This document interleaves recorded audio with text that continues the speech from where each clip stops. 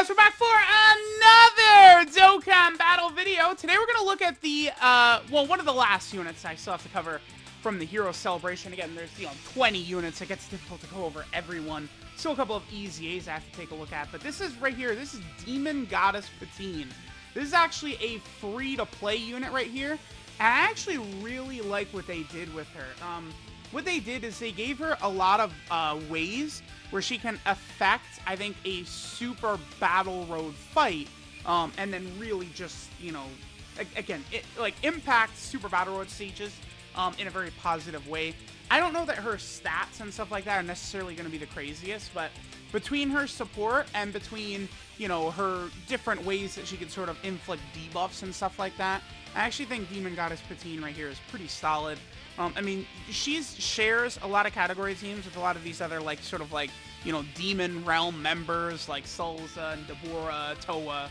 These types of characters are all on, Time Travelers, Terrifying Conquerors, stuff like that, right? Alright, so the main thing with Demon Goddess PUTINE, again, is that her main ability is that she's a support type unit. She gives 2 key 30% attack and defense to crossover category allies, which is pretty good. One other big effect is that she actually gets 12% attack and defense per crossover category ally on the team. So you do really want to more so gear towards crossover. One thing to keep in mind, though, with the crossover team, which is this one right here, is that crossover is not just Dragon Ball Heroes. Remember, this includes characters like AGL Bardock, right? Or Android 21, stuff like that, right? So keep in mind that Demon Goddess PUTINE, her relevance is not completely tied to, Dragon Ball Hero characters. Crossover characters, really, at any time, could potentially get, massive buffs, or, these characters, could be looking really, really good, right? So, alright, let's go and see. So, we're here on, I started out on the Terrifying Conqueror team, I guess / Transformation Boost, because I do have Super Boo on here. So, Demon Goddess PUTINE, she has a lot of these links right here. Her link sets, damn it, the wiki and her link set, it's the order is different on the wiki and what her actual in-game link set is. Because I know that first link she has right there is Battlefield Diva.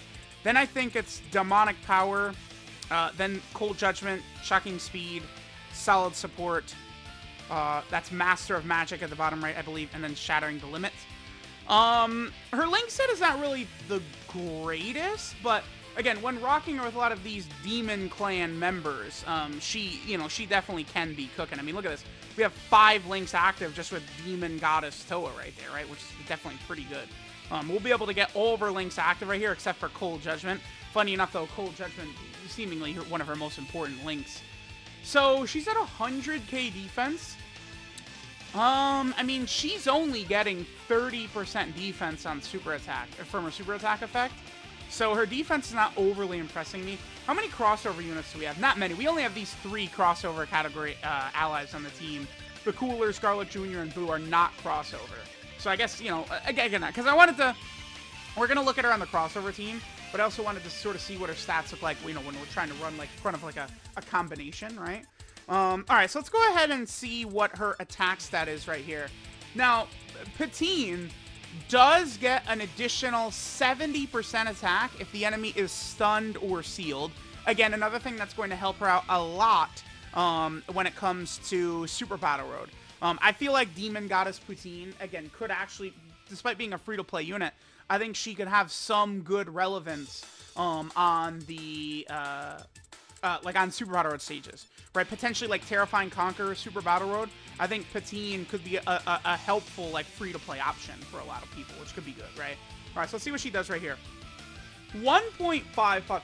Honestly, I'm not I mean, people are, oh my god, a lot of times you take a 4 billion attacks, that sucks. But why is hers okay? It's like, well, she's a support. She's got a lot of debuffs, and it's not even her best situation, right? I feel like that showing from PUTINE right there as a free-to-play support type unit is fine. Her job is definitely not to do damage, because she does have a medium chance to stun, and then she also, just from her attack, she lowers the attacked enemy's attack by 20% for 2 turns, which definitely, again, very valuable for Super Battle Road, and she also seals the attacked enemy's super attack. So that ability right there, that is going to be a 1-turn seal, right? So, if you're rocking PUTINE as a floating support type unit, again, in the future, and you could do it in like Time Traveler, Super Battle Road, or a Terrifying Conquerors get the Super Battle Road stage, and Putine is like a floater, like she can be effective, right? And if you just utilize her to protect herself, seems like her defense, on a full crossover team could potentially get as high as like 200k, but then she's debuffing the enemy she attacks by 20%, and she's sealing while providing support to the team. I actually think for a free-to-play unit, I actually think they designed her pretty well, right? I actually see a clear-cut role for her, which is good, right? Okay, so let's go to the crossover time. We only saw one turn from her, but Chris, she, slot 7. You guys, the showcase curse, they're always in slot 7. Let me go to it. We'll go to a full crossover team, and we'll go to an event where I can make sure to stun or seal the enemy as well, so that we could see Putine, with all of her buffs built up and stuff like that. But I do like her. I do think she does have some value too. Not just like free-to-play players and stuff like that, but like I could see myself using her, which is how they've designed a good free-to-play unit. All right, we can actually get another turn right here. This is not bad, right? We'll be able to get a lot of links active with Demon Goddess Toa, 121k defense right there. We are getting the 50% support type buff from Super Boo as well. So we can go ahead and see what stats Putine will get right here. And then again, after this, we'll go ahead and head to the full crossover team, and we'll take a look at what Putine's full potential is. Yeah, see, again, like 1.79 right there. Like, I don't, like, go too crazy and like, oh, she sucks. I mean, she's a literal easy-to-get free-to-play unit. All these debuffs supporting.